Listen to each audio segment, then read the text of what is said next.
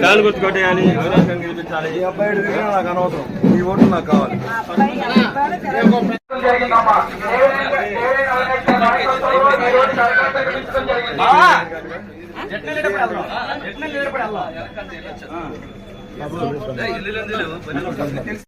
నమస్కారం. 21వ డివిజన్లో కుమారి గారి ఒక ఆధ్వర్యంలో అధ్యక్షుడు టీపీ రెడ్డి గారు కానీ వైఎస్ఆర్ కాంగ్రెస్ పార్టీ ముఖ్య నాయకులు అందరం గారు ఈరోజు ప్రతి ఇంటికి, ముఖ్యంగా కరకట్ట ప్రాంతంలో ప్రతి ఇంటికి గారు వెళ్ళి జగన్మోహన్ రెడ్డి గారు చేస్తున్న సంక్షేమ అభివృద్ధి కార్యక్రమాల ద్వారా రేపు జరిగే ఎన్నికల్లో ఓటారు.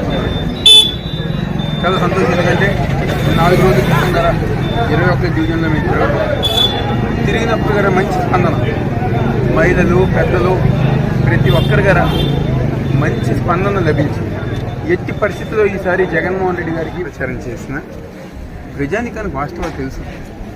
ఒక్కసారి ఏ తెలుగుదేశం పార్టీ నాయకుడికైనా వాళ్ళ మనుషులకైనా దమ్ము ధైర్యం ఉంటే ఒకసారి వెళ్ళి బ్యాంకుల దగ్గర నుంచోమని చెప్పాలి. చంద్రబాబు నాయుడిని తెలుగుదేశం పార్టీని ఏ విధంగా శాపనార్థాలు పెడతారు? లేక అవకాశం ఇచ్చామే, మా ప్రాంతంలో ఒక్కసారిగా తిరగలేదు, ఒక్కసారిగా పర్యటించలేదు, ఎటువంటి అభివృద్ధి కార్యక్రమాలు చేయలేదు, ఏమీ గారే చేయలేదు. మళ్ళీ ఈరోజు ఏ మొహం పెట్టుకుని గద్దె రామ్మోహన్ ఓట్ల కోసం వస్తున్నారని చెప్పని చేదరించుకుంటుంది. అందుకే ఆయన తిరగట్లా. మీరు గమనించండి, గద్దె రామ్మోహన్ సరిగ్గా తిరగట్లా. వాళ్ళ కుటుంబ సభ్యులను లేకపోతే వాళ్ళ పార్టీ వాళ్ళు వస్తున్నారు కానీ గద్దె రామ్మోహన్ రాట్లా. ఎందుకంటే ఎక్కడ గద్దె రామ్మోహన్ వస్తే ప్రజానికం తిరగబడి గద్దె రామ్మోహన్ మీద ఎదురు తిరుగుతారని చెప్పిన భయంతో ఈరోజు కొత్త మొహాలు పంపిస్తారు. ఏమవుతుంది కొత్త మొహాలు పంపిస్తే?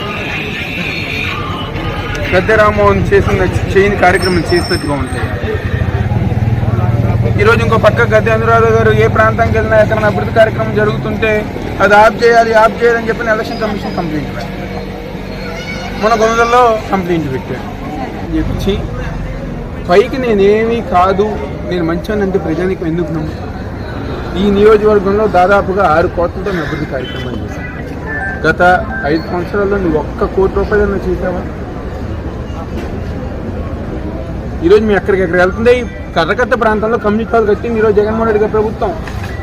వచ్చి చూసుకొని కావాలంటే ఏపీఎస్ఆర్ఎం స్కూల్లో వాకింగ్ ట్రాక్ ఏర్పాటు చేసిన జగన్మోహన్ రెడ్డి గారి ప్రభుత్వం. కల్పన పింటెస్ రోడ్డు కానివ్వండి, ఇలా అనేక ప్రాంతాల్లో, అదేవిధంగా కరకట్ట ప్రాంతాల్లో మంచినీటి సదుపాయం కానివ్వండి, ఇవన్నీ చేసింది నాని కానీ. అదేవిధంగా ఎమ్మెల్యేగా మాకు అవకాశం ఇచ్చి, బిడ్డగా అవినాష్కి అవకాశం ఇచ్చి దీవించమని మనస్ఫూర్తిగా కోరుకుంటున్నాం.